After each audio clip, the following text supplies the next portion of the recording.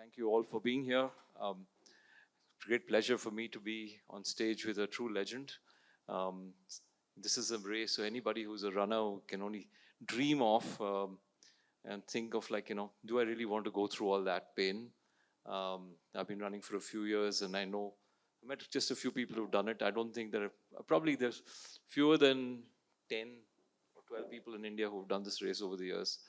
And as you'll hear very soon, it's not for people who don't have a really strong will and endurance for pain. Welcome, Jangvir. Thank you for being with us. As Sunana said, you're fourth generation army officer. That's quite remarkable, and I'm sure that all the generations would be really proud of what you've achieved. And the first question is: was there sport in your family? Was anybody, your father or anybody before that, a keen sportsman? Well, before I begin, thanks so much, Sunana, Sunil, BIC, and thanks to this August gathering for being here. And to begin with the first question, yes, my great-grandfather, in fact, had joined the British Army and he retired after First World War. And we are fourth generation which is serving the Indian Army and the nation today. I have a younger brother who's a serving colonel, and I am presently posted here. Well, the race began during my childhood. My father is a Gurkha officer, retired, and I remember when we were 6-7-year-old kids, both of us, and we were in the same class. And Gurkhas are known for boxing bouts and those kind of things. So at home, my father used to make us wear boxing gloves, and when we were in class 2, and used to make us box. So it started then. And by the time we reached class 4th and 5th, we were hands down and doing push-ups, and it was then on that the journey started. I'll talk about the best gift that my father gave and my mother gave to me a little later. Well, to talk about the growing years were adventurous. There was a lot of spontaneity. There was untamed spirit of freedom and a lot of encouragement from my father and mother both. And that's how we got into school athletics, and we're doing well in sports. And well, the best gift that my father gave to me, when we used to be hands down, and I'm called Jangi at home, and that's how I'm privileged today that we have people here who've seen me as 5-6-year-old. Anaya uncle is here, and Colonel Kalyan is here, and a lot of our senior army veterans. So when we used to be hands down, my father used to often say, Jangi, one more. By the time you are down with 50-60 push-ups and you're tired and you're low on energy, and every time when you used to say this, one more, that rings today also. So I have to interrupt. Do your children have to do the same thing? Yeah, when Sunil, my daughter and son, I have my daughter Palkin, she's into trekking, and she's done one odd international trek and few tracks in Uttarkashi. My son Bhaktaur, he's into endurance. But how much do you push them? I push them very hard. Oh, okay. Well, okay, I'm glad I'm not in your shoes. But after that, you got into a very different sport, bodybuilding. So tell us a little bit about those years. How did you get into it? And well, as a soldier, I mean, if you're done up well, if you're built up well, a uniform looks real good on you. And then there are certain things like what do you call hard work, determination. You have you put in a lot of effort in the gym, and it takes your time, dedication, and very strong mindset. It is akin to a lot of these values which we have in the defense forces. So it's kind of a symbiotic relationship that you have as a soldier with this particular sport of bodybuilding. So, yeah. And you practice this sport for many years competitively, and from what I understand, you put on a lot of muscle tone and had a few more Yes, kilos, yes. and a few more kilos on you at that time. Yes, yes. In fact, Sunil, when I got commissioned, I was by the time I was commissioning in the third term of the Indian Military Academy, I was boxing in 54, 57 kg body weight. I was very light, and I was 6 feet, and I always wanted to put on little muscle mass, and I started trained for almost 15 years. Got into competitive bodybuilding, and gained good muscle mass. I was 112 kg body weight at the end of the day, and 112 kilos of all muscle, mind you, not 112 kilos. When you think 112 kilos, for a lot of people, that's not very fit. 112 kilos of muscle is something else. The strength was such, the army builds you up at the same time. The army builds you up like this from your younger days, from the academy. It builds you up in a manner that you have that kind of mental strength, and as also when once you train physically, uh, I had a mindset that I used to get this feeling that I could go through the wall. That was the kind of strength I had while when I was 112 kg body weight. I'm glad I didn't run into you then, unless you were my bodyguard. But then something unfortunate happened. This is about 3-4 years ago. Well, in 2014, I stopped bodybuilding and got into judging in the Indian Bodybuilders Federation. I'm a registered judge with the IBBF today. And over the years, since I was training very hard, I was lifting almost 150 kgs on bench press and 350 kgs on the leg press. That was the kind of weight I was pushing. And so I ended up with, at 8 places in my spine. It was in the November 2021 that I had this debilitating pain in my right shoulder. And Just a moment, November 21, 3 years ago. Exactly 3 years ago. yes, sir, that was 3 years ago. So November 21, I had this debilitating pain in my right shoulder, and I had numbness in my right palm, and that's where I reported to the nearest army medical facility and underwent certain MRIs, and then they told me that in your cervical and lumbar spine, you have at 8 places disc bulge. Out of 8 places, at 5 places, the disc was herniating and touching the thecal sac. It was a situation a little grave, and I landed up in the best facility of the medical service in the army. And then, of course, the medical advice that, with age, this is only going to go worse from what you are as on date, in the condition that you are.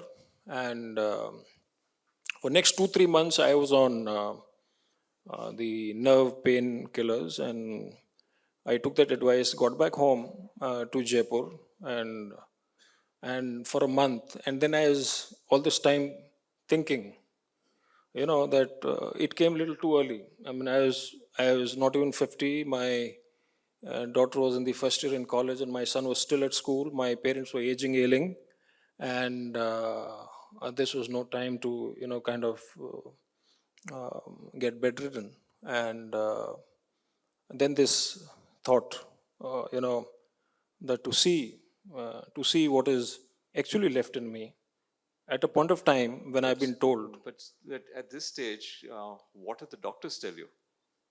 Well, doctor's advice was to stop running on hard surface and stop weight training, stop bodybuilding, weightlifting. So any doctors here? I'm not sure he listened to your advice. So practically that was the state. And but then from childhood, we've been born, bred, and brought up in a manner that, and my father being a true infantarian Gurkha soldier, he would always say this. He's been saying this over years, that you must have the courage to dream big and have the courage to do what you dream. And that was one time that I made a life-changing decision, and I got on to. I knew this pain will not go. I have come to this term today. I have come to realize this today, that pain will never go. So we just need to, uh, accept it, strengthen ourselves, accept it, and we got to live with it. And uh, but I must tell you this: that physically today, I am uh, much better, much fitter. I am light-bodied, and I have no pain in my lumbar spine or cervical spine, despite the fact that I have been training 7 hours, maybe on the days when I'm training for my Ironman events. But I think most people and who have such injury would have probably taken the easy way out and got into something very light, maybe just swimming. But you took on something very, very different, didn't you? And something which is we call the Ironman, which for those of you who are not familiar with what an Ironman is a 2.4 mile swim followed by 112 miles of cycle ride and then a full marathon. It's called 140.6, and then a half Ironman is 70.3. The numbers in kilometers are also there. It's one of the most strenuous events in the world, and for somebody who just come from a major spinal injury to even dream of something like this, I mean, what did the family think of it? What did you think? Actually, when he came up with this, that I wanted to Ironman, so the first thing that struck me was, of course, his back injury. So I was a little hesitant, and I did not encourage him initially. I told him it's going to be really tough. So for me, of course, definitely his health is the priority. Yeah. So as a wife, I was a little hesitant, Sure. but then he's proved himself. Not sure, but at that stage, when you with the back injury, even to go think of running a marathon with such a back condition, I'm sure the doctors were not very happy. And I'm happy you proved them wrong. But the doctors would have probably advised you not to do it. Sunil, it's all in the mind. No. It's like I had to reduce my weight. By the time I was coming out of this facility, which is called Research and Referral in Delhi, one of the doctors told me that the best that you can do is maybe reduce your weight, and once you reduce your weight, maybe you will have lesser compression and pressure on the spine. And that's how, when I got back, I decided that I must get into some kind of endurance. Certainly didn't want to start walking or start to reduce my weight. So I took up this challenge of Ironman. We have a few amazing examples. We have General Vikram Dogra from the Indian Army, who's done Ironman. We've got a couple, Brigadier Rajesh Joshi and Mrs. Poonam Joshi. In fact, the first Indian couple to have done Ironman. And they're phenomenal people. So with those kind of examples ahead, I mean, No, it's remarkable. I think for me, what was truly remarkable is to even attempt something like this after such an injury. Knowing you, I think once you set your mind to it, you'd get to it. But a lot of people would have probably just said, with this injury, no more extreme sport. And remarkable that you went there. So then you had 2 or 3 events Yeah. and that too within 1 year of this injury. yeah, so November 21, I got diagnosed, and I think by February, I had made up my mind, February, March, that I have to do this. I uh, started training for the Ironman Goa, that is a 70.3 event, and did my first Ironman 70.3 in the year 22, and in that is 22 November, I think. And then in June, I did the Asia Pacific Championship in Australia. There was a full Ironman event. It was in Queensland in Cairns. And the same year in October, I did my full Ironman in Malaysia. That is again amazing race. In fact, the cycle course of Ironman Malaysia is one of the toughest in the world. It's all hilly, um, but I was not aware of it before I registered. Just as well. So So, so that's what the Ironman's all about. In that order: swimming, cycling, and running. And for those who are not familiar, you have the transition where you lose time. And your muscles are in totally different condition from one event to another. But quite remarkable thing. And these are two of the finishes, I believe. I'll talk about my training partially. I'll talk about something which I spoke to. Um, One is the training aspect of Ironman. I was in a sport which was burst energy sport. You lifting weight, pushing weights very hard. And now I was into a sport which is exactly opposite. It was an endurance sport. And with a heavy, my weight was 112 kg body weight, and I had to come down to what 84. Today I'm 84. And so what my training entailed was getting up at 2 at night, because day I've got my office, and so I used to get up at 2 at night, and 2:30 I used to go off cycling. I used to finish my 100 km cycling in 3 hours 15 odd minutes by 5:45 in the morning, and then go for a 10 km run and a 2 km swim. This was a daily run in the morning before I go to office. I had another 40 km cycling and a 5 km walk and a 4 km swim in the afternoon. This was a kind of regular thing. So physical fatigue is one. There is another thing which set in, which is called mental fatigue. There used to be time when before entering the pool, I used to be sitting outside and I used to wait to take another sip before I dive in, because I knew the moment you're in, then for next 2 hours, you are not coming out. So mental fatigue did set in. And I must also make a mention here that a lot of Ironman triathletes, once they finish the race, you will find them that they break down, they cry. The reason is not that what they've accomplished. The reason is that nobody has known their journey. Very few know their journey, how they finally ended up doing that race, and what it has taken them to get that medal. I am thankful to God and thankful to my wife and children that they knew my journey. They knew my journey. They were part of my journey. I think for probably what, a 15 or 16 hour finish in an Ironman, you must have possibly put in 300 to 400 hours of training. Sunil, it takes kind of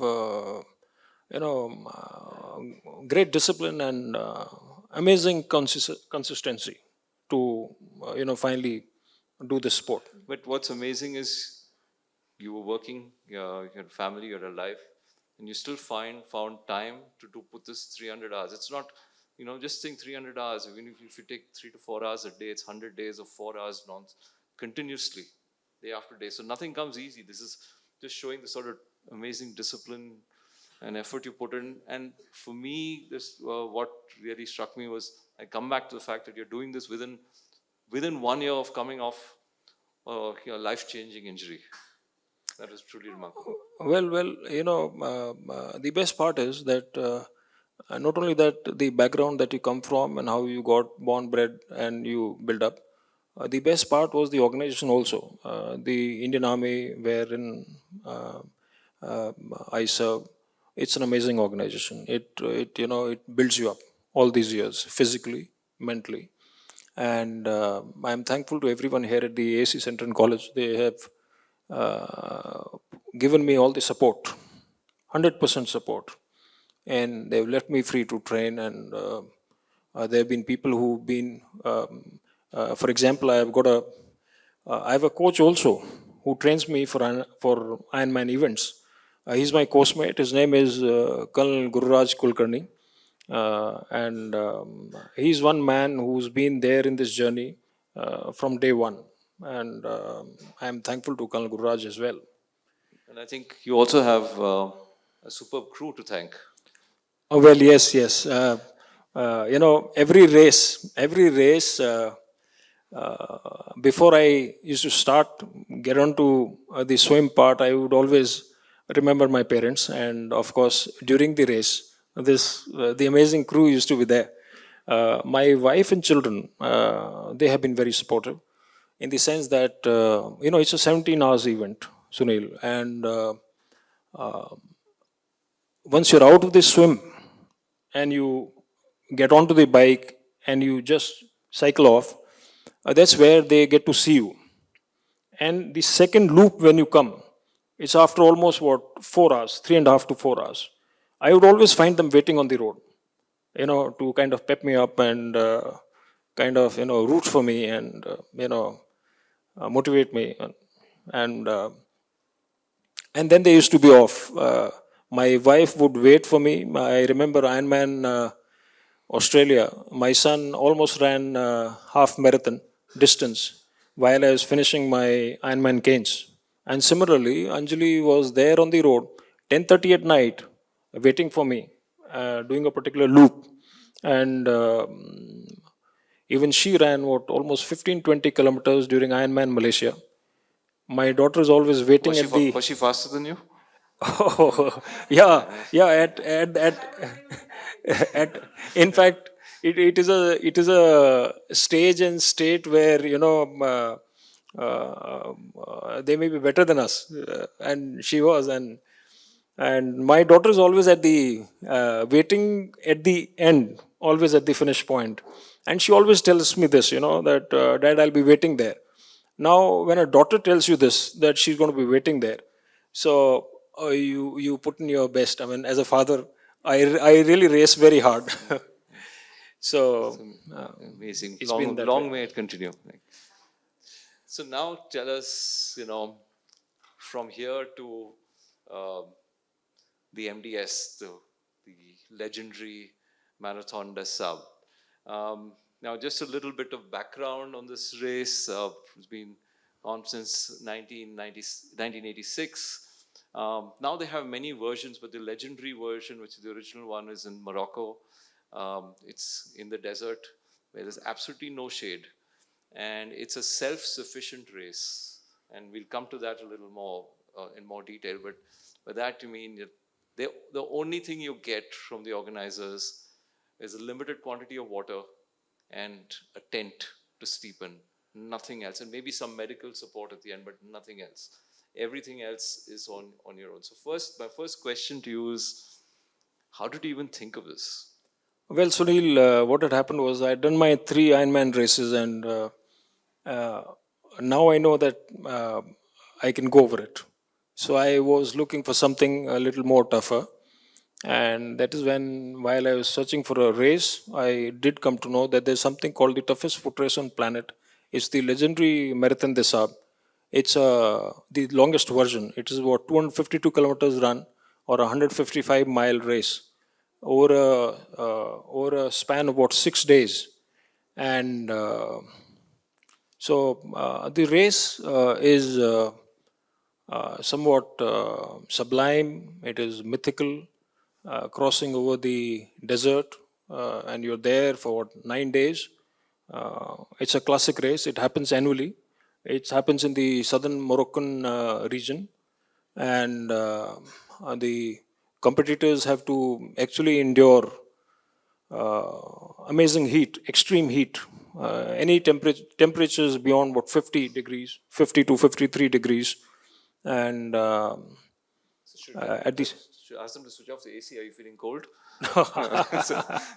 so they have to endure that kind of temperatures, and at the same time, the terrain is rough. It is most inhospitable, and of course there are challenges of self-sufficiency, which you got to bear, and it's or else a classic experience. So I would imagine that one of the toughest parts of this race is just to sign up. Most people would look at it and say, "No way." So, so now, there are very few people, as I mentioned earlier, there are very few people in India who've done this race. So in everything, getting information on preparation, gear, how did you get all this information? Did anybody guide you? Was it looking at the internet or talking to others? What did you do? Sunil, the moment I registered, in fact, I went on to seeing a lot of videos and YouTube videos and searched on the net. As also, the moment you register, the MDS as an organization, they provide you with a lot of information as to about how you need to train and what kind of gear that you need to carry. The only drawback that we have here is that the gear that you require for MDS being extreme, it's a race which happens in extreme conditions. The kind of bags, the kind of shoes, the kind of food that you need to carry, dehydrated food, those things are not readily available here. So one needs to kind of look for them on the online and maybe import. That's what I also did, and I kind of messed up So on my I'm just shoes. going to stop you there because we're going to talk about the gear and some of the things that challenges you faced in more detail. But let me just come back to preparation, both physical and mental. What were the things you did? Well, there are two things required. That physically you need to put in a lot of effort in the gym. Also, you need to work out.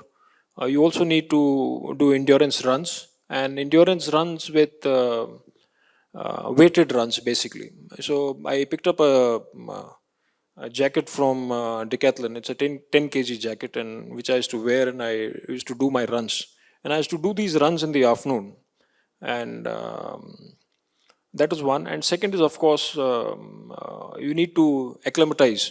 The temperatures are extreme, and so I did utilize the facility that we have in the adjacent to our pool of sauna and steam. So I used to fix the temperatures very high in the sauna, and I used to be spending a lot of time inside to get used to that kind of temperature. And I must also tell you, Sunil, that when I used to go pick up my son and daughter from the college in the afternoon, and their preview of this, that I never used to switch on the AC of the car, and I used to sweat like hell, and purposefully, of course. You got to learn to withstand. No, that So you should have pushed the car. That would have been proper strength training. so So by the time I used to reach the college, they would always tell me, Papa, why are you sweating so much? And so that is when we used to switch on the AC and drive back. And So what about getting yourself? I mean, you've already done an Ironman, which makes you very, very tough. But this is a different type of toughness. Did you do anything particular for this? Sunil, one fact I knew, that race in the desert never gets over. It doesn't get over. I mean, it's my personal experience in this race as well. I belong to Rajasthan, and we've done a lot of walking around in the desert, and so have most of our elders here who come from who are veterans present here, and the race in the desert never gets over. It doesn't get over till the time you finally reach the finish line. So mentally, you got to build up that way. You got to be in that state of mind always. Easier said than done, isn't it? So now coming to gear. Now, as I mentioned earlier, this is what they call the self-sufficient race, where you carry everything. And also, I discovered while working, with Jangvir, that there are many stages in the race, and some of them are loops. And I thought when you went for one of the loops, you could leave some of your stuff behind. But then when I checked, if you left anything behind in the tent, you were penalized. Of course, of course. And so you're carrying everything from your clothes, your food, and I'm going to come to the food in a bit, your gear, everything, your cooking utensils and everything you're carrying for 1 week. Tell me how you felt about this and how did you prepare for that? Well, army prepared me all these years for carrying that kind of weight, and of course, I was into weight training and bodybuilding. So carrying backpack was never an issue.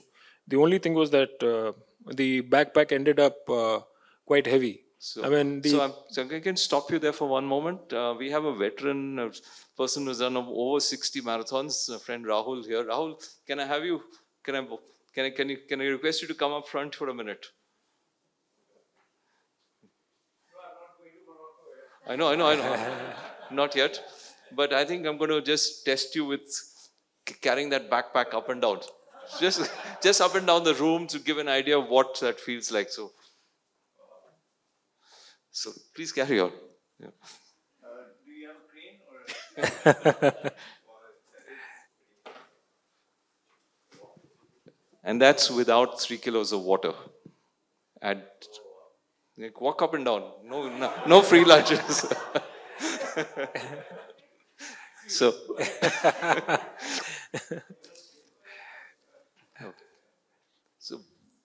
see, I mean, how did you prepare all the gear, and particularly coming to things which are specific, like one is food, the type of running gear, and tell us about. You also had shared with me the experience about the shoes. How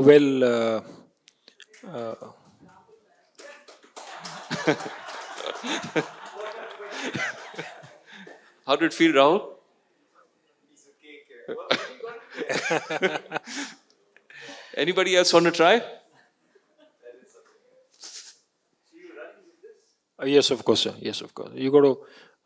This is the final pack that you wear after you've reached the destination, the start point. What happens is that you have to reduce down to the final thing, that is 14,000 calories of food, or the specific items which they've told, the change that you need, and of course your sleeping mat, your sleeping bag, and your flip flops and other things that you require. Cooking, So all your stuff for making your food, everything. of course, the what are the lightest that some person had? see, I'll come to that. We'll I'll come to that. I'll certainly come to that.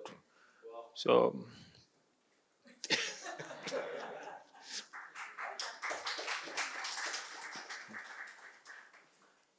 the specific training, the time that I spent more was on the gym workout. There's something called stair stepper you find in the gym. Now, stair stepper, when you go to a gym, you'll generally find that they have written an instruction there on top of that stair stepper, not to be used for more than 30 minutes. It is actually written with a purpose that it has cardiac effect. It has an effect onto you. So unless you are into extreme endurance and you're doing something like that. This was one machine which I used to wear my 10 kg jacket, and I used to use it for 2.5 hours continuous non-stop. And the idea was, when you step up every time, and that's exactly how you feel when you are walking in the sand. The sand dunes in Moroccan Sahara are massive. So every time you step up, you come back 40%. Every time you step up, you come back 40%. So this was a machine which was somewhat like a walk into the Sahara. And of course, my runs, I was running short distances, 5 km, 10 km, wearing that 10 kg jacket. And But coming to the gear, like in the food and your shoes, you had two interesting things you had shared. So please share with Sunil, I am thankful to DRDO. Indian Army has great support in this form that people come together to support you. And I spoke to the director at DRDO in Mysore, and I wrote a DO to him seeking some little assistance onto the kind of packed food that they have. They prepare it for our people, the Indian Army soldier, people who are posted in high altitude area and extreme conditions, and for special operations. And he'd been very kind. In fact, he sent me a pack of 25 kgs. So I had 25 kgs of food with me. But then you'll be surprised to know that the food was the best food. It was the best food at MDS also.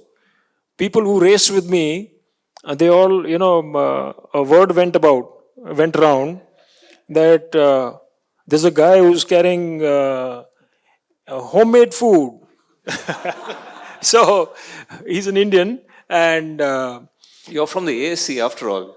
Right. so, I had chicken biryani, mutton biryani. I had dal tadka. It's amazing. The food that they prepare is really amazing. But the only thing is that it's not dehydrated, and food is most sumptuous. It is very tasty. It is really very good. It is phenomenal, rather, and very nutritive.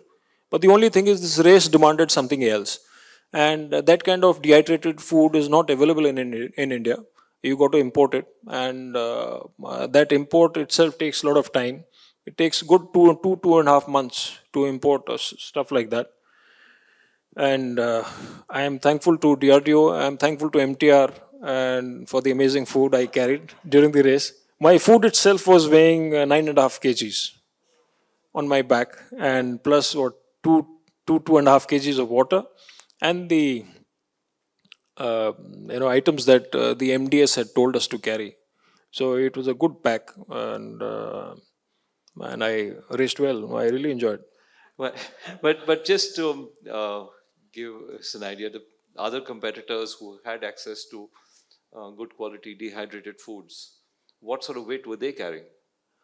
Sunil, still, the lowest weight that was permitted was 6.5 kgs in the bag, and the highest was 15. And probably there are a few like me who are carrying 15 odd kgs on their back. And general average weight must be around what, I think 8.5 kgs. So you were almost double that. Yeah, almost double. Yes, of course. But you also had, you had imported your shoes, and then that. Yeah, I kind of messed up my shoes. Why? Because I went on the net and I read about the trail run shoes and the shoes specific to MDS, and I ordered them online. And amazing brand and good shoes, but then it got delayed. Somewhere in custom, it got stuck, and I received them about 12-15 days prior to my event. So I had actually not practiced in those shoes, and there are certain things even I couldn't visualize. While you race, you sweat a lot, and once you sweat, at the same time, there's nothing else but sand. That sand gets, the water and sand. It's like it becomes a very amazing combination. It starts cutting your feet, and in fact, the first day race itself, though. We'll come to that in a bit. We'll come to the race, but you I think that the fact that you didn't have the shoes in time, couldn't practice with them, would have had other things. Even getting used to the shoes, because as they say in racing, you never go to a race with something new. You go with what you've been used to wearing. So it must have been a challenge getting used to them also the first few days. Yeah, I mean, they fitted well, but it became very difficult later on. I mean, I had massive blisters in my feet, but that was not stopping in any case. So now we've got all set. We reached, uh, the Morocco. Just to give you an idea of what Jangvir has said, the terrain was very challenging, barren, rocky, no shade at all. Sand dunes, which sometimes went up to 300 meters. And when you say 300 meters, as he said, every time you're going up, you're coming down a bit. So it's more like 700 meters probably in effort. And the temperature ranged from 50 degrees in the day to 10 degrees at night. So a bit of a challenge, shall I say. So we'll skip through this slide. So just now, there are 6 stages of the MDS, which are spread over 7 days. Stage 3 is the longest, which is 85.3 kilometers. That's over 2 days.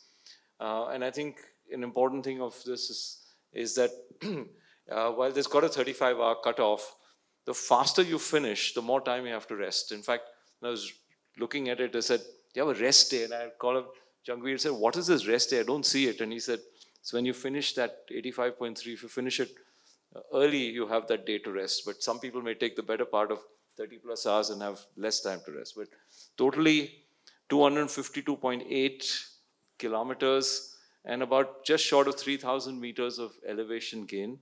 Just to give you an idea of what that is, 3,000 meters of elevation gain is like climbing almost 900 to 1,000 floors, or going up and down, going up Nandi Hills 8 or 9 times. So that's giving, and on sand where the effort is much higher. So this is what the race is all about. And so let's now talk about the real thing, the thing. You're ready to go there. You're looking like, this is a walk in the park. So tell us now stage by stage. This is stage 1, just a short 31.1 kilometers. The first day when we took off, early morning, every day in the morning, we used to be there at around 5:30 in the morning. So you get up around 3:30 and you clear up, and then you do up your breakfast that you want to have, because meals are only going to be 2. One at the start and second in the evening, and because then there's no third meal. And so you have your early meal, and then you come to the start line, and then they used to play this music every day. The music was Highway to Hell. and I was carrying 2 liters of water that day, and I was just wondering why 30 kilometers, just what, 32 kilometers. I don't think I required this 2 liters of water. And we started running. And first day, everybody is like, all pepped up, and they put amazing, it's amazing kind of a race they put up. Everybody runs. And so it was within about 5-7 kilometers. I was, thank God that I did not throw that water. And I was having 2 liters with me. And you'll be surprised to know that before I reached the first aid station, which was just at 10 kilometers, I had finished both my bottles of water. And so I had to actually then start thinking that how you need to consume and conserve and go ahead in the race. And first day somehow, since you like I was training here at Bangalore, so you're used to road running and maybe running like I'm taking care of the golf course, so I used to run in the golf course. And now suddenly I find that a run which was 30 kilometers, which I would have finished in what, 2 hours 40 minutes, or maybe 3 hours, or 3 hours 30 minutes, something like that. Now how come this race is not getting over? It was not getting over. So first day itself we did realize that it's quite a race, a good race, very challenging race. I'm just going to play a little bit of this video.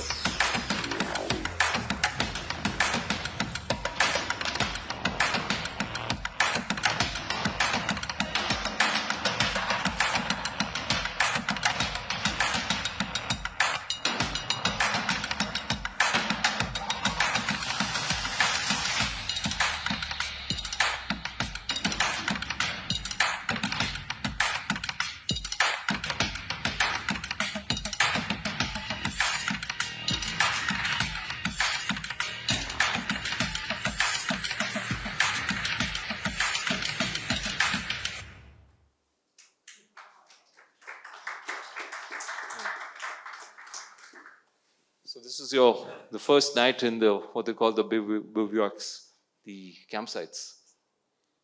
Yeah, bivouacs, they're like this as what you see, Sunil. And the first night, we were all asleep, and late at night there was a sandstorm, and suddenly everybody got up because you had sand everywhere. And we were quite perturbed, and we want to kind of clean up and get out of the sleeping bag and clean up the area and then go off to sleep. But then second night onwards, it didn't happen like that. Second night onwards, we didn't bother, because this was a phenomena which was very often, and you slowly start getting used to it. So and slowly the fatigue also starts setting in, because daytime it's hot and night it's cold. Temperature used to dip down to about 10. Daytime it used to be about 50, 53. So you don't recover. Basically, there's no recovery. So fatigue keeps setting in more and more. And before you knew it, you're off on stage 2, which was 40, almost 41 kilometers and slightly higher elevation gain. How did you feel at this stage? Stage 2 was quite a run, Sunil. This was the day when most of the athletes, they developed blisters and issues with their feet. So stage 2, you could see that there are a lot of them who were coming to the sick bay to get their feet done up. Much tougher, and but then we knew that there's 85 coming up. So just prep for the next stage. But so this is the real one, the day 3, 85 kilometers with about 1100 or to almost 1200 meters of elevation gain. But what did you think about this the night before? I mean, everybody must have been quite apprehensive about this stage. Well, by the time we came into stage 3, Sunil, when we talk about motivation, I've always believed that motivation is overrated, and it is like a bad friend. Just turns up when he wants and goes missing when you want him around. So that's exactly what happened to us during stage 3. But then this was one challenging day, and you could find at night, because night navigation is involved, and I was lucky that way that we had a map, we had a compass. I have done night navigation during my while doing soldiering, and so it was not very difficult. The route is also marked, and I met a few people who became very good friends. And this is one stage where, by third stage, my feet were really bad, Sunil. So at night, when we had taken a 1 hour kind of a break nap, when I got up, it was very difficult to walk. Why? Because probably I think there was a lot of water accumulation. Sorry, which this had was in the happened. middle of the race. Yeah, this was in the middle of the race. So, a lot of accumulation of water in the feet, and they were already blistered. And though blisters don't actually stop you, but then the factor of pain. This is where I learned how to go over pain, kind of. We all have to learn that. That you faced all these things of exhaustion and tough terrain and heat, dehydration, all these things. So did you at any stage feel that not worth it, time to give up? No, never. Did it ever Never. come? That doesn't happen. It doesn't work that way.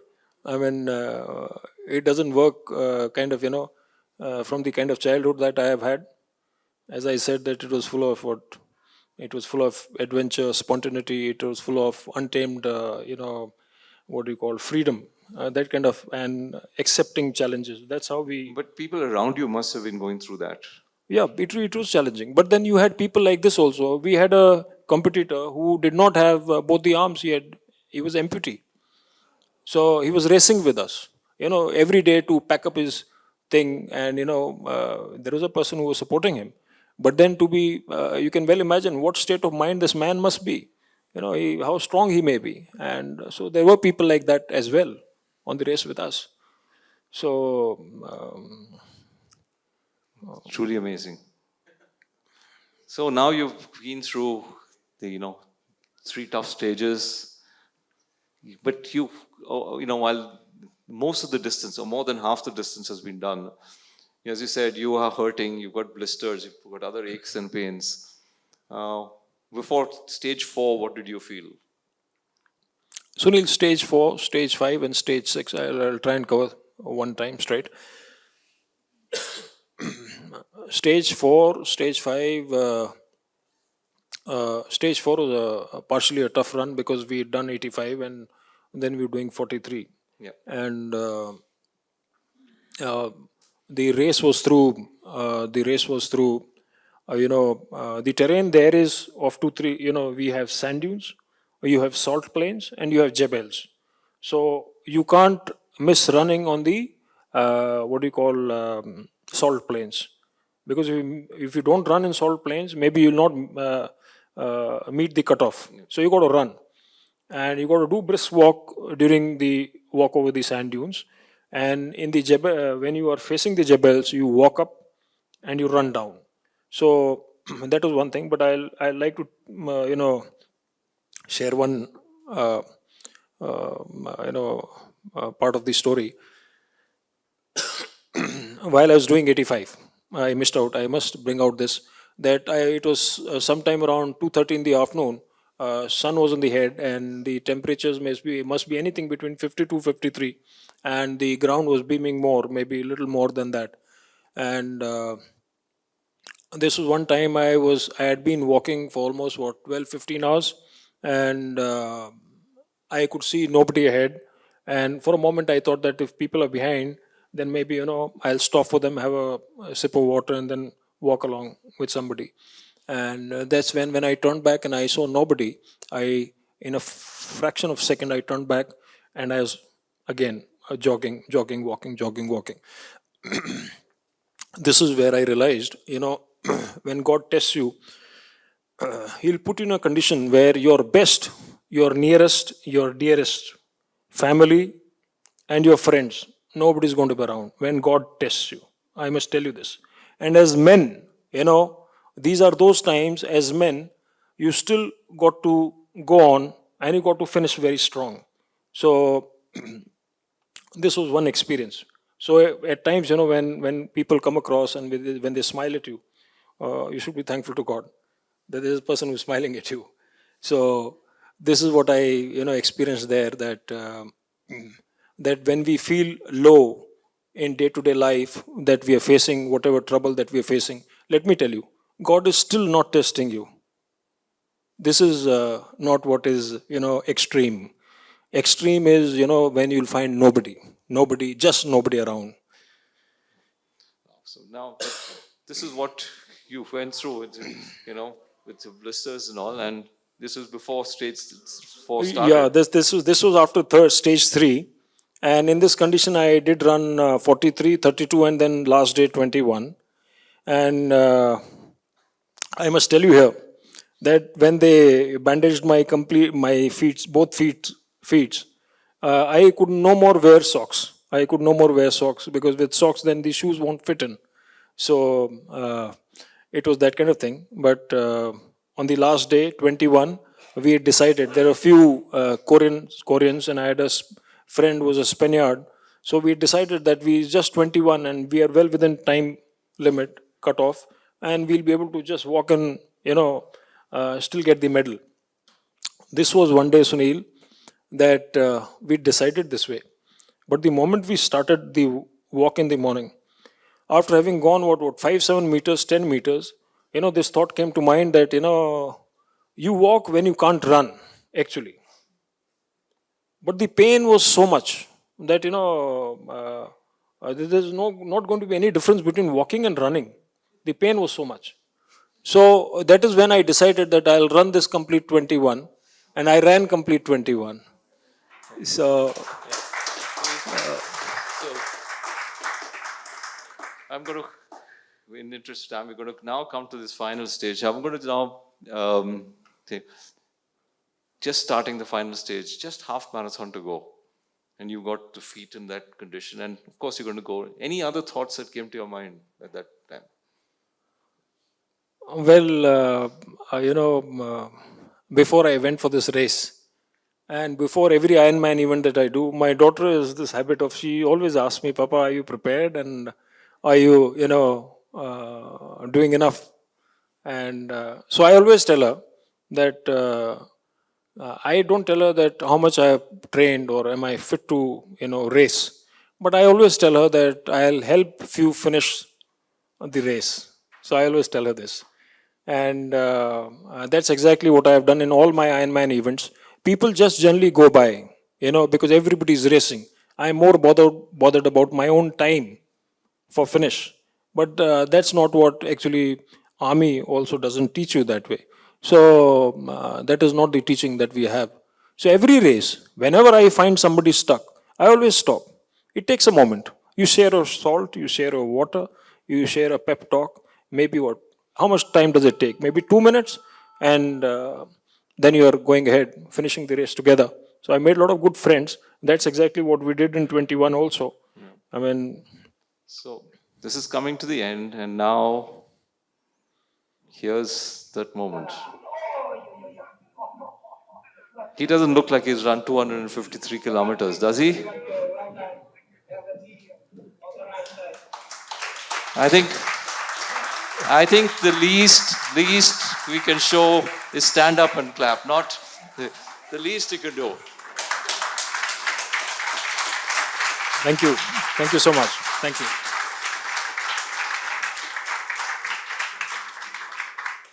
And that's something that's a dream medal out there, hard earned. When you look at medals, sometimes you don't know what's gone behind it, but I can tell you it's not just those 7 days, but it's those 400 hours before that which made it work. Yeah. So Thanks, Sunil. before we get into questions, very quickly, what were your main learnings from this?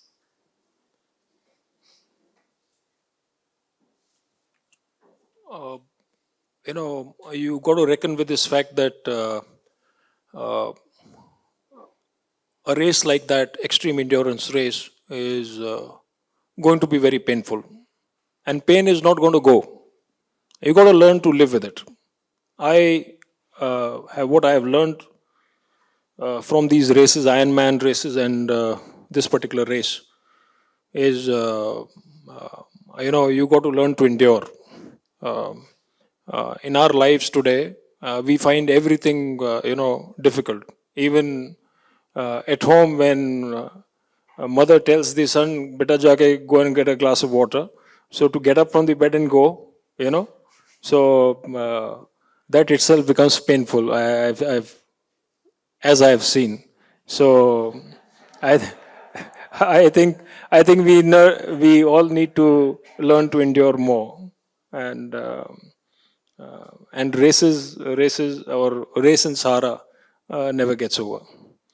So now I'm going to hand this over. I'm sure there are going to be many questions, but just one thing. Instead of ask him to go and get a glass of water, ask him to run a half marathon and then get a glass of water. Well, Sunil, I was not talking about Bhaktawar. He's joking. he's. I was joking. I'm in fact very proud of him.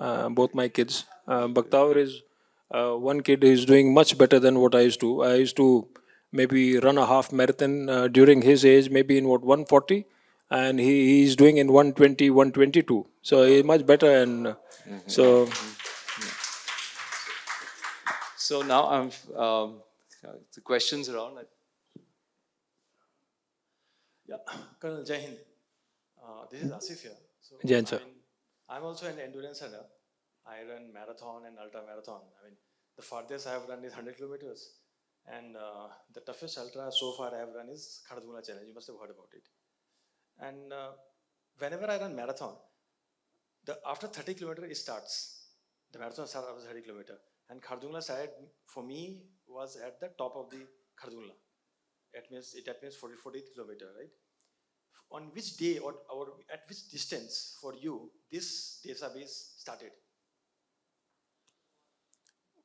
Desab, in fact, it's a desert run. It's not a road run or a trail run. When you do a trail run, it's not on softer ground, but it's on like hilly trails. So I think desert and the kind of extremity that you have of temperature and the kind of weight that you carry, maybe 10, 12, 15 kgs on your back, race is altogether different. No, I think his question is slightly different. I think his point is like in a marathon, you really start to struggle after 30 kilometers. That's when the real race starts. Or in a ultra, it starts after 60 or 70% of the race. So when did you feel that the real challenge is now, in this? For me, per se, let me tell you that I had gone to do this race. So there's nothing stopping. So at no point of time the pain mattered.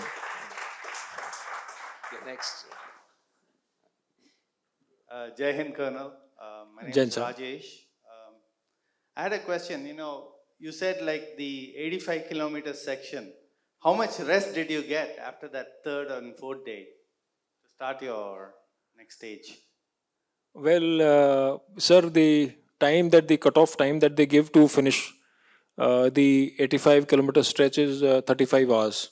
So, first is that within this time frame, a lot of competitors you'll find that on the way at various aid stations they have these bivouacs so placed that is after 40 kilometers and beyond that you can rest for the night, and that rest generally is maybe an hour, half an hour, 40 minutes or something like that, maybe 2 hours, depending on the kind of pace that you have and if you can meet the cutoff time. At the same time, you'll also find people on the way sleeping. You'll find a single person at midnight. At night, you'll find somebody sleeping just like that in his own sleeping bag, opened up his sleeping bag and sleeping. And once you reach, after that, the next day, the day you reach, that day you have a rest day. So next day morning again there is a race. So you're again racing 43 kilometers the very next day. So on what time did you reach? What time did you finish this stage? See, Sunil, I used to tell everyone there. Most of my friends. See, since my feet had gone bad, so practically third day on, I was not running. I was then doing that strong walk or a brisk walk, and excepting the last day that I ran. And as I said that I kind of built up to go over the pain threshold, and uh,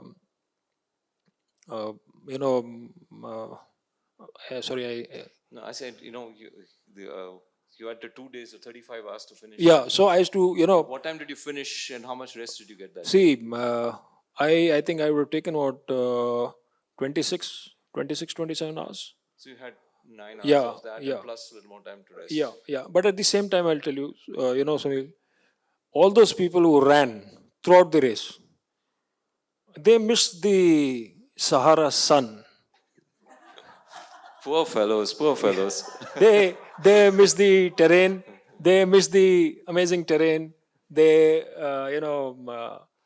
I think they faced it less. So they have to go somewhere else. We to get a faced it suntan, more. I think. So I used to, and that's a light to win, but that's how it was.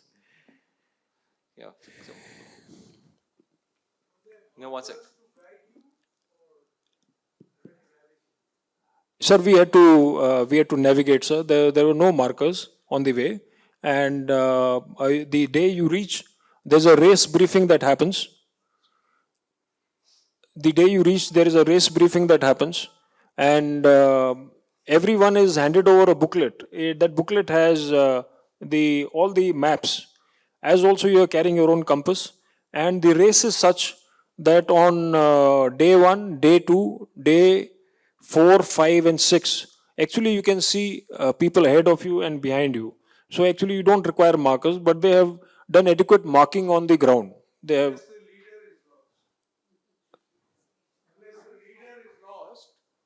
No, sir, that doesn't happen because they have put adequate markings. They have put adequate markings. It's only on the third day when you're doing 85, since it is the sun goes down, and then of course then it becomes challenging. So I've seen that generally people in a group of 4 to 5 or 5 to 6, that's how they used to move out of bivouacs and go as a group together. So, but then we had these luminous sticks with us and luminous markings on the way. There are two routes. Were there two routes? No, sir. The route was one. Only thing was that it was a complete full loop.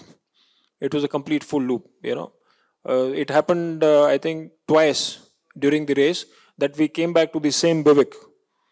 So, but once you come back to the same bivouac, they have a system that you got to carry your entire stuff. You can't leave anything behind. So it was organized that way, sir. Thank you, sir. Yeah, well, let's get the mic. Let the mic come, please. Is there a similar terrain in our desert? I mean, you could go and trade there for this, like in Rajasthan? Yes, sir. We have similar kind of terrain. The only thing is that probably there's some little temperature variance, and the size of the sand dunes is a little different in southern Morocco.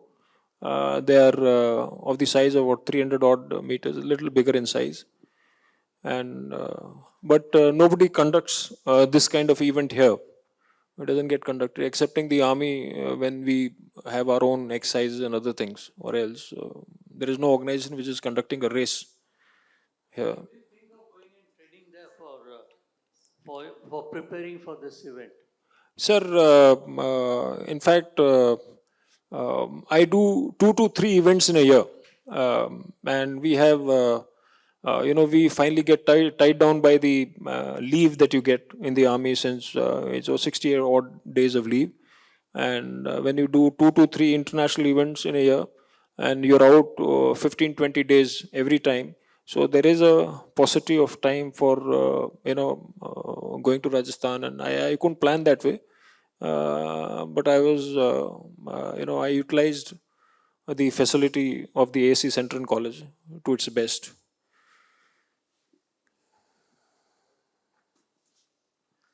I have two questions. So, How many of them started and how many finished? Any dropouts? sir, the rate of, the rate is around 47% people not completing the race. That has been the general rate. 47% people don't complete the race. But during our race, the figure was much lesser. And Another question.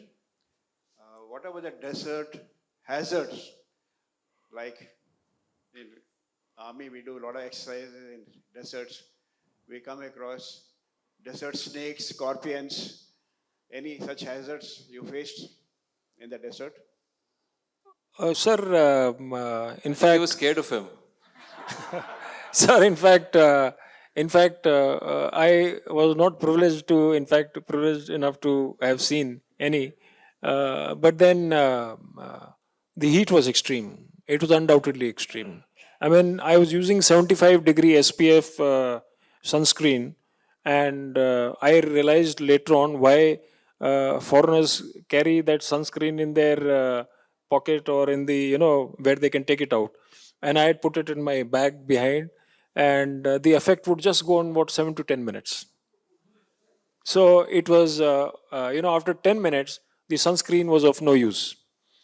So the people who had prepared better, they'd understood what they're going to face. They were carrying it in their pockets and utilizing it well in time. And Hi, my name is Gurmeet, and I think they were already announced. I'm the doctor who's going to ask you the question. That was there any point of time when your feet were all bandaged up, or maybe there was an infection that the race directors tell you to stop? Is there a stop when they sweep you off? Not you, but in particular, any candidate who actually has a medical condition that can be not very safe. Has that happened with you?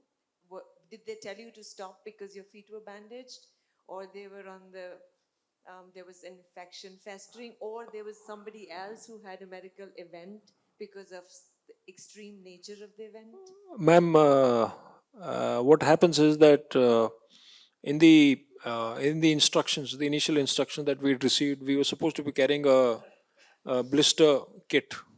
It's basically to take care of the blisters, and at the same time taping off your feet properly, the toes properly, and but during the race when this happens, they have a aid station. They have a kind of a sick bay which they come up with, and so before you enter the sick bay, you wash your feet, and then you go inside and they do the blister treatment. So it's like they initially put some kind of sedative, and then they fill it up with some antibiotic. Sorry to interrupt. I think the question slightly different was, point was, at any stage, did the medical team there suggest to you or to anybody else that due to the medical condition that they should not carry on? No, they don't, ma'am. They don't. They don't until unless somebody is, somebody's kind of had a thing like, Heat exhaustion, hyperthermia. yes, ma'am. Maybe in a condition like that, they do. But a issue Did you like, find that they did that to anybody? Did they stop anybody in this race? no, people start going out of the race from second day on. No, but did the So- medical team stop anybody? No, medical team did not stop anybody as such. They I put- don't know of a case they like put that. Saline drips or IV fluids because there was hyperthermia or too much of heat exhaustion. Was that anything at the aid station? Ma'am, they had one very good system. While we were racing, they had these Range Rovers on both the sides, doing up and down. So during the race, like I was sharing with Sunil before we started, there was a gentleman from one of the countries. His name was Nick. I would find him every day, somewhere on the sand dune, lying, completely done, exhausted, and over with his water and everything. And he also finished the race. Nick did finish the race. So there are amazing people. Let me tell you, ma'am, I don't know how it is in our case. By the time you're 50, 60, you think you're old. On the third day, they did not play this music in the morning. They did not, that highway to hell. In the morning, they announced, they said, ladies and gentlemen, please join your hands together. Today, James celebrates his 75th birthday. So we had a gentleman whose wife was 69 years old, and James and his wife, they did that race with us. They finished that race. So you have such amazing people doing the race. There's still hope So- for many people here. So, I can see that on your bucket list, Sunil. thank you. Thank you, ma'am. Hello, sir. So you mentioned that the shoes that you got were a little late. So you did not have time enough to practice running in those shoes, right? So is that the main cause for the blisters, and did anyone else had the same issue, and what are the preventive measures that one might have? Sorry, I didn't get that. Because your shoes came late, was that because that you the didn't cause? practice them? Was that the main cause of the blisters? And did other people have similar problems with blisters? Ma'am, you got to, how many runners here? Runners know it. Runners know it that, you got to be training in the same shoes, the shoes which you're going to finally race. You got to be training in the same shoes. Or else, Sahara, what it does to you is that beyond training in the same shoes, what happens is that, of course, you're wearing gaiters to avoid sand going inside. But still, for 6 days that you race, there's no water to even wash your face. So what happens is that, you sweat, and there's a very amazing combination, sand and sweat together. It gets into your feet, starts cutting your feet. So irrespective, even there were many cases like that. But then I also saw that people from Europe were wearing very good shoes. They're very different. I think probably they knew that MDS requires those kind of shoes. They were more flat, broader, and whereas I was wearing a trail run shoe, which one of the site had suggested. So And what would you do differently if you were to do it again? different. Because you said, So, if you were to do it again, what would you do different? because you said you packed your sunscreen. Ma'am, it is not stopping for me. This race is not over. This race for me is not over. I am going back for MDS again. 100%. 100%. Good evening, sir. Congratulations on. Thank you, ma'am. Good evening, ma'am. I'm Nivedita. So this question I want to ask you is, you're coming from an army background where you had, your regimen and your training is different to a normal person. So if you were to run as a normal person without having this army background, how different would it be? Ma'am, I'll answer this way that I'll answer this way, ma'am, that there's nothing stopping anybody of us, any of us, to bring up our children in a manner, where we encourage them to take on challenging events, sports, and keeping them that way. Like when I spoke about my childhood, I said that it was, you know, it was kind of adventurous. It was there's a lot of spontaneity and untamed spirit of freedom, and then my father pushing us very hard. So I think that aspect purposefully has been brought out, that we must do that to our children, certainly. But at the same time, for all of us who are grown up and want to race, you just need to train. You just need to train. You will have to accept this fact that during these races, ma'am, however good you may have trained, you will still reach that threshold of pain, and then only two things will happen. Either you will fail, you will give in to that pain, or second, you will go over that pain and finish very strong. So you got to, kind of build up yourself psychologically and train physically that way, aspire and, finish strong. As they say, pain is temporary, pride is forever. Amazing, sir.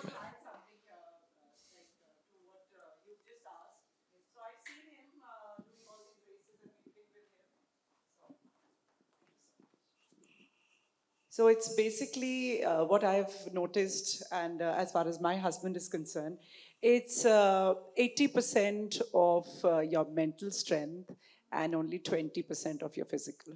So it's all here. So if you feel that you can do it, so you'll do it. So it's not the case with us. So I said, you don't even walk 5 kilometers every day, and I do it. So he says, okay, next time you come with me, for some iron. So I said, nahi, I'm happy with the daily thing. So I think it's all, it's more of mental strength and how strong you are than your physical. And we've seen him. And of course, the bringing up matters a lot.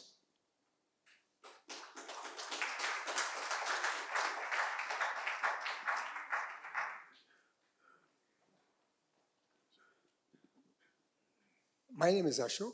Sir, did you have the pleasure of hallucinations? And if so, how many? Amazing, sir. Amazing. I actually should have spoken about this. Sir, during extreme endurance, there's something that happens. You will physically suffer cramps. And then first stage is when you have a lot of water accumulation in your stomach. Second stage is, of course, cramps. And third stage is hallucination. And fourth stage is kind of you go into something called diabetic coma, and people finally collapse. So that's what happens. I did see people on the way. We came across people who were in that state. The day we were doing 85, we were three of us, going together. I had a Spaniard with me and another fellow from US.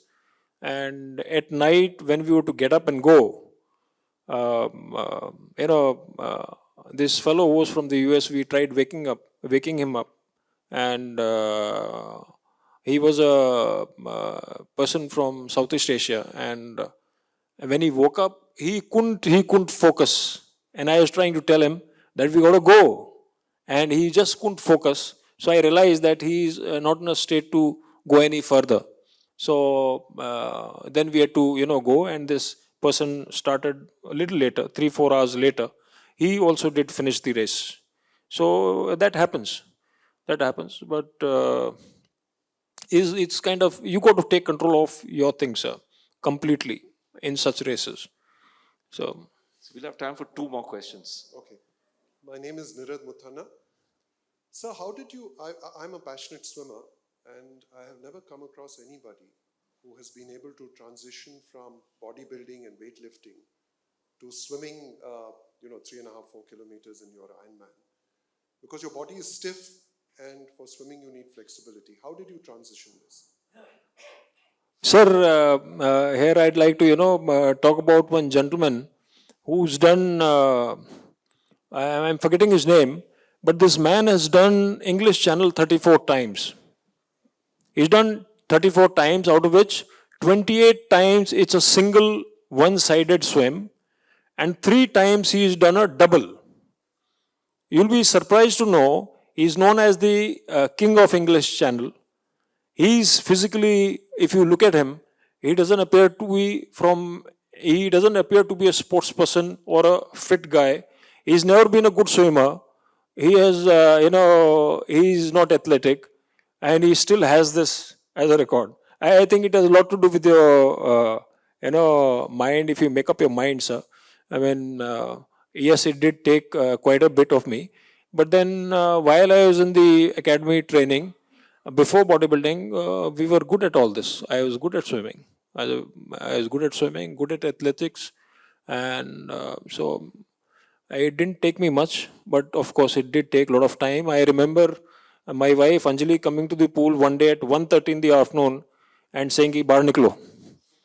And I had entered the pool at 6 in the morning, and I was doing non-stop swimming that day, and it was already 1:30. So I think we just need to have a very strong resolve, good discipline, and consistency. Of course, consistency and discipline are the best friends that one can have. They're very loyal. They'll stand by you in the most toughest times. So I think I had those two good friends, consistency and discipline. Hello. One last question. Sir, just to hone in a little bit more on the mental physical threshold, you spoke about this idea that motivation is like a friend who leaves you at that moment. Motivation leaves you at that moment when you need him the most. And you also spoke about prayer helping you. I just wanted to ask you, at that very moment where your physical pain was overtaking you, what was the internal talk that you were giving yourself? Were you telling yourself that even if I don't make it out alive, I'm going to do this? Like, what is that talk that we can take and, kind of use in our lives maybe? Ma'am, there is a need to understand pain. There is a need to understand pain, whether it is physical, emotional. There is need to understand it. Pain is exactly like you taking a loaf of bread and putting it into honey. The longer it stays, when you try taking it out, the loaf of bread will break. It will not come out. That's exactly what happens to us when there is any kind of pain, emotional or physical. You got to come out of it fastest. And you need to just understand this, that what damage is going to do to you. And I think physical pain, something like blisters, hardly any. Only for you. No, for some of us it's different. But I'm going to ask one last question. And I think a lot of people would like to know this. What's next? Well, I spent good 45 lakhs on my events. I am left with no money. So, but then of course I have got few races ahead. I'm racing in Taiwan on 13th of April and on 18th of June in Austria, doing my 2 full Ironman events. And I'll now be planning to do maybe a 250 miler. 250 miler. Yeah, that's a race which will come up in Arizona sometime in the month of May. 250 miler, this is 250 kilometers. That's 400 kilometers. And I'm not going to get into how you're going to train for that because we don't have time for that. I think we can go on, and with his endurance, we could probably carry on this till 3 in the morning and cut into his training time. But thank you very much for coming. It's been a thoroughly enjoyable session. I think I have learned a lot from him. This is truly amazing. One of the most amazing sports persons I've met. I hope you've enjoyed and learned a lot from this. Thank you very much. Thank you, Sunil. Thank you. Thank you. My special thanks to all the veterans who are here, and to all the elders, and to the sports fraternity. Thank you so much for being an amazing audience and bearing with me. Thank you so much. Thanks, Sunil. Thank you so much. I'd like to thank Col Lamba and Sunil Chainani for bringing today's session to BIC. Thank you to the audience for spending your evening with us.